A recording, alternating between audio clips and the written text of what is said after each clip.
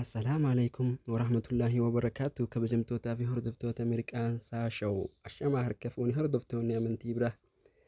akkam nagaa fayyaa keessanii nageenyi kiyya qo'onnee irraa burqe gaaraa fi tabba qilleensaa fi bahara yaabbatee bakka isin jirtanitti isin qabu jecha har'aan tana maal qabattee nu dhufte jechuun keessan hin hafu raachuu fi haadha mana isaa faayooti.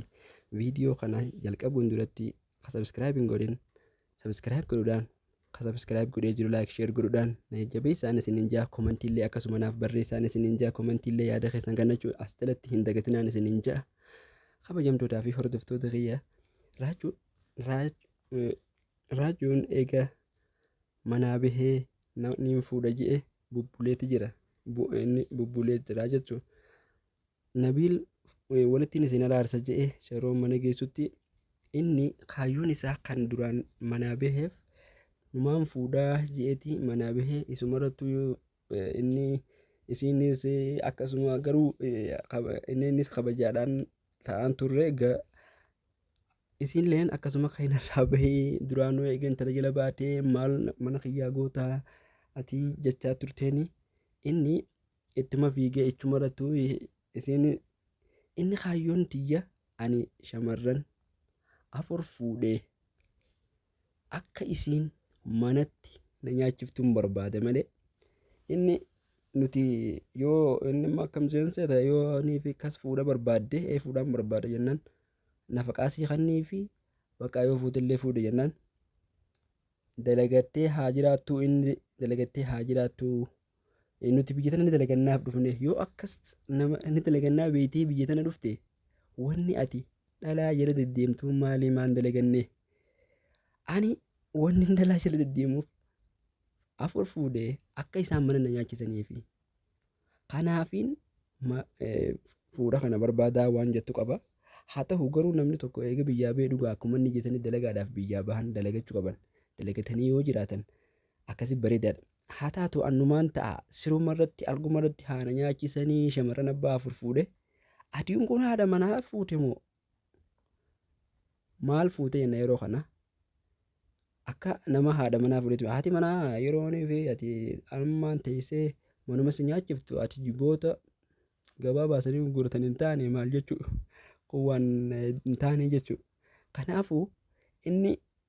yoo dalagateetu haadha manaa isaatii wajjin deebi'ee araarame nagaan waliin jiraachuu na dhiirti manaa bahuun numaa bara sirrii miti dhalaa jala kam dhiirti manaa baate ati dhiira abbaa manaati abbaa manaa erga taate abbaa manummaa keetiin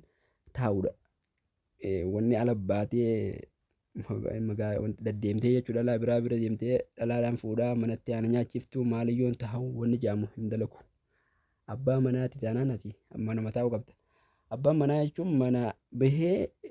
ala taa'ee mana isaa yeroo dhufu akka keessummaatti akka nama nuti akka beeynutti maali dubartuma fakkeenyaaf dubartii yoo aartee haatee warra isaanii dheeytu nama sii bira dheeytu kana qaban dubartuma san manguddoon barbaaddee si fiddi malee dhiira dubartiin mana teessee mana itti fiddu kuni amma wal jijjiirraa ta'e jechuudha kan waan silaa dhiirtii godhuu qabdu dhalaan gootetti tasilaa dhalaan godhuu hin qabne dhiirti gootii jechuudha maaliif ka amma yoo isumaatu abbaa manaa ta'e manatti haftee gisee manaan irraa beekjetteen abbuma manaa akkuma abbaa manaatti taatee jechuudha inninis akkuma sila haadha mana isaan inni mana taa'eetuma manuma waan nutti fidu dubartiin ilmaan kee si guddisu ilmaan kee diinii irra si guddisu akka rabbiin keenya yookiin rasuulli keenya salaatu salaam ijjeetti ilmaanuma kee si guddisuudha ilmaan kee si guddisuudha jechuudha ilmaan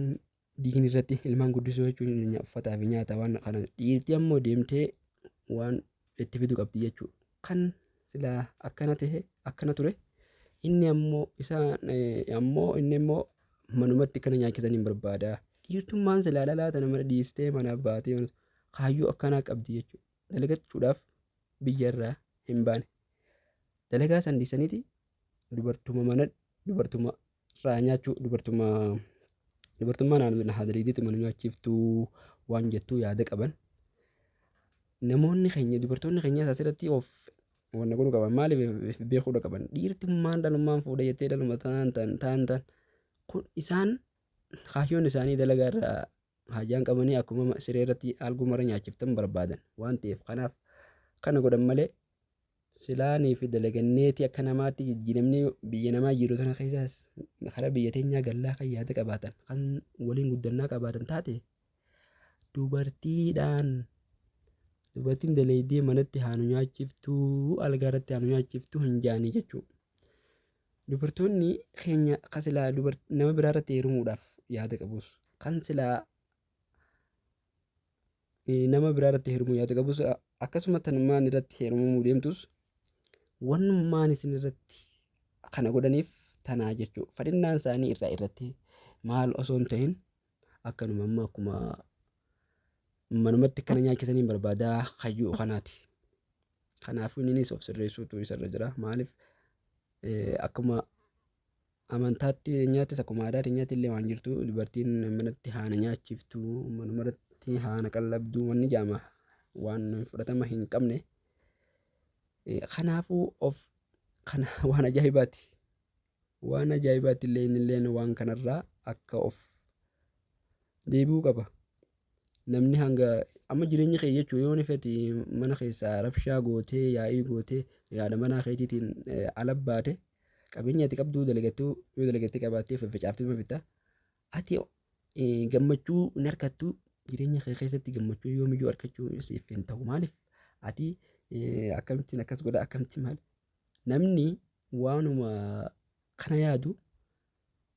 yeroo sammuun isaa boqonnaa hin qabdu rafullee hirriba gaarii rafu ati hirriba gaarii argachuudhaaf haadha manaa teetiitiin waliin gammaddee jiraachuudhaaf tasgabbooytee akka abbaa manaa akkasii yoo waliin jiraattan bareedaadha. Akkanumatti yoo ati deemteetuma girrigirrii gooteetuma alaa yoo maal jette kuni waan fokkotaadha. Waanuma namarraa illee hin bareenne rabbiin nagee isin haa godhu. Wama hundaafuu rabbiin nagee isin haa godhu. Isinillee warra if arkee nuti namni waliin nu araarsu nagee nu godhuu barbaadu sun matuma keenyaa fi yoo nagee barbaannes matuma keenyaa fi ifuma fayyannaa yoonii fi akkasuma girrigirrii goonee rabshaa goones ifuma kana salphifnaa ifuma xiqqeessinaa guddina keenya gaddeebifnaa yoo sammuu keessan keessa yaadu baattan isin maatu nagee hin barbaanne jechuudha. Isin nagee keessan rabbiin isiniif haa deebisu. Rabbiin jaalalaa fi gammachuudhaan warra ilmaanis waliin horee waliin guddifatee akkasitti iddoo guddaa akka gahu rabbiin isin haa godhuun isiniin jaa. Akkasiin isiniin jaa gammachuu zalaalam rabbiin isiniif haa kennu. Akkasumatti waan qabeenya illee riskii guddoo rabbiin isinii kennee warreen akkasii biyya ormaa sanitti illee dalagatee karaa biyya fiitti illee galee biyya fi hojii bareedaa uummate jireenya bareedaa jiraatu rabbiin isiniif haa godhu. Akkasiin isiniin jaa. Kabajamtoota fi hordoftoota kiyyaa hanga viidiyoo biraatti waliin deebinutti. Assalaamu alaikum warahmatullahi wabarakatuh.